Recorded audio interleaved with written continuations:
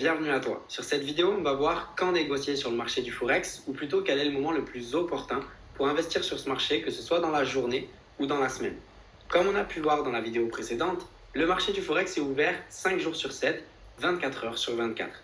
Il ferme le vendredi soir à 23 heures et il réouvre le dimanche soir à 23 heures. Tout le reste de la semaine, il est ouvert non-stop. C'est-à-dire que toi, pendant que tu es en train de dormir, peut-être la nuit, ce marché est en train continuellement de bouger, d'avoir des mouvements, des fluctuations, et tu peux avoir des investissements qui peuvent travailler justement pendant ces moments-là. Maintenant, il faut comprendre qu'il y a des devises ou certaines choses à prendre en compte qui sont plus opportunes de trader durant la nuit plutôt que justement pendant la journée. Alors, comment calculer ça? Quel est le moment le plus propice? On va voir ça de suite. Déjà, en premier temps, il faut comprendre qu'il y a 3 jours beaucoup plus opportuns que les autres pour trader dans la semaine. Le mardi, le mercredi et le jeudi, et je vais t'expliquer pourquoi. Le samedi et dimanche, la question ne se pose pas, les marchés sont fermés.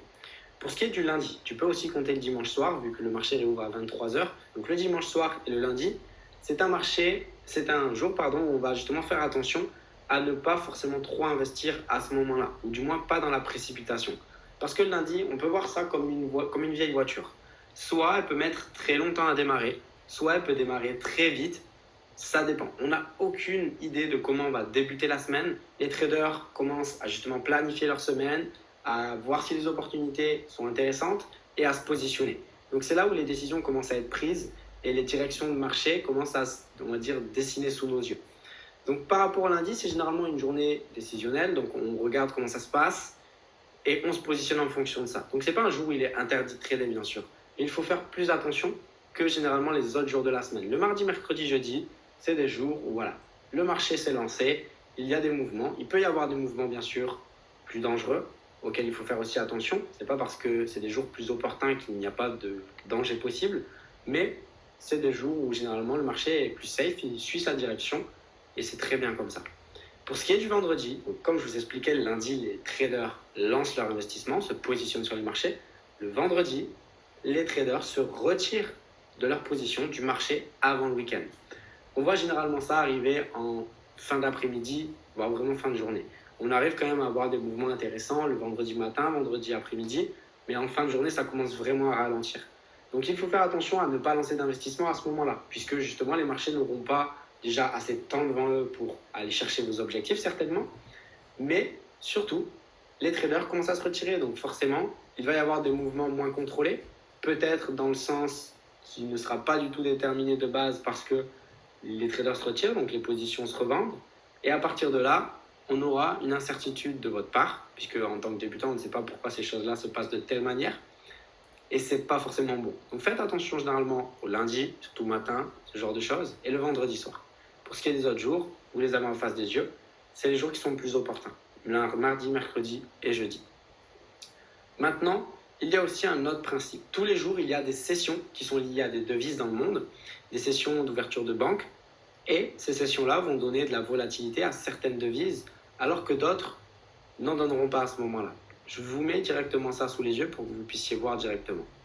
On va avoir des sessions, moi j'appelle ça des sessions. Ça commence tous les jours par la session de Sydney. Si on commence par exemple, on va dire, Sydney, ce sera le mieux, on commence à 22h. De 22h à 7h du matin, on a la session de Sydney qui va ouvrir, qui est chevauchée par la session de Tokyo de minuit à 9h du matin. Donc minuit c'est l'ouverture, 9h c'est la clôture. On aura Londres qui ouvre à 8h et qui termine à 17h, et New York qui commence à 13h pour terminer à 22h. Il n'y a aucun moment dans la journée où il n'y a pas de session justement d'ouverte. Maintenant, il faut savoir que durant les sessions justement où il y a un chevauchement, comme par exemple Londres, New York, Sydney et Tokyo, certaines devises, du moins paires de devises, du coup, vont avoir des mouvements qui vont être beaucoup plus élevés à ces moments-là. Comme par exemple, si on prend le principe de base, New York qui va être plus axé sur l'USD et Londres sur le GBP, même s'il y a d'autres devises qui sont axées par rapport à ces sessions, on va surtout estimer que les monnaies en GBP-USD, par exemple, durant la session de 13h à 17h, vont être assez mouvementées. C'est un exemple tout simple, qui est rapide à comprendre, et à partir de là, on part du principe qu'il y a des moments plus opportuns pour trader. Par exemple, la nuit, vu qu'on est sur la session asiatique, donc la session de Tokyo, on va comprendre que les monnaies en JPY, donc le yen japonais, vont être plus volatiles la nuit. Donc de minuit à 9 h du matin, pendant que généralement nous, on est dans un moment où on va plutôt dormir, à ces moments-là, on va avoir une monnaie qui va être plus volatile, qui est le yen. Donc si on veut laisser un investissement tourner la nuit, il faut faire attention justement au yen, parce que justement il peut y avoir des gros mouvements pendant la nuit plutôt que la journée. Mais dans tous les cas, la nuit, la monnaie du yen peut être aussi plus propice à aller chercher des objectifs, donc aussi intéressante.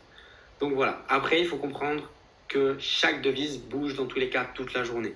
Il n'y a pas, par exemple, le yen qui va bouger de minuit à 9 h et après ne plus rien faire. Non, ça se trouve, de minuit à 9 h, il va bouger un petit peu et durant le reste de la journée, il va bouger encore plus, alors que ce n'est pas du tout sa session. Parce qu'il y a toujours, dans tous les cas, une monnaie échangée par rapport à l'autre. Donc forcément, pendant qu'une monnaie est active, l'autre est moins active. Et ensuite, quand l'autre se désactive, l'autre s'active. Vous voyez ce que je veux dire? Parce qu'on rentre dans différentes sessions. Donc ça, c'est important à prendre en compte. Et du coup, calculer, pourquoi pas, quel est le moment le plus propice pour vous de trader. Mais dans tous les cas, je vous invite à ne pas vous soucier forcément de ça, dans tous les cas, dans vos débuts, puisque les devises, comme je vous l'ai dit, bougent toute la journée, sans arrêt. Et on peut se placer sur un marché, même si ce n'est pas sa session, pour, dans tous les cas, lors de l'ouverture de sa session, qu'il aille chercher justement un objectif qu'on aura déterminé bien sûr au préalable. Donc voilà, c'était tout par rapport justement aux sessions, aux journées. Quels sont les moments les plus propices pour négocier justement sur ce marché qui est le Forex. Je vous dis et je vous souhaite surtout une très bonne journée. Je vous dis à très vite sur de prochaines vidéos.